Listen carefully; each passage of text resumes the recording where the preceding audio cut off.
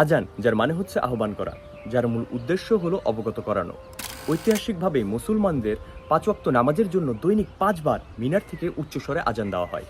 কিন্তু আপনি কি জানেন, এই আজানের মধ্যে লুকিয়ে আছে অলৌকিক এক গণিতের খেলা, যা জানার পরে আপনি হতবাক তো হয়ে যাবেন, বরং আল্লাহর উপর আপনার ঈমান আগের থেকে আরো বেশি বেড়ে যাবে। আসেন জানি বিস্তারিত। আজানের প্রথম শব্দ হলো আল্লাহ, শেষ শব্দ হলো আল্লাহ, অর্থাৎ আল্লাহ শুরু, আল্লাহ শেষ। আজান শব্দটি পবিত্র কুরআনে রয়েছে সর্বমোট 5 বার। আমাদেরকেও প্রতিদিন নামাজ আদায় করতে হয় 5 ওয়াক্ত। আজানের মধ্যে সর্বমোট শব্দ হলো 50টি, আর আল্লাহ তাআলা মিরাজের সময় হুজুর পাককে সর্বপ্রথম 50 ওয়াক্ত ফরজ নামাজ দিয়েছিলেন, যদিও তা পরে কমিয়ে 5 ওয়াক্ত করা হয়েছিল। কিন্তু বুখারী শরীফের 3207 নম্বর হাদিস বলে, একজন ব্যক্তি যদি 5 ওয়াক্ত নামাজ পড়ে, আল্লাহ তাআলা তাকে 50 ওয়াক্তের সওয়াব দিবেন। সুবহানাল্লাহ। আজানের মধ্যে সর্বমোট 17টি ভিন্ন অক্ষর রয়েছে, আর আমাদের প্রতিদিনের ফরজ নামাজ হলো 17 রাকাত। ফজর 2, জোহর 4, আসর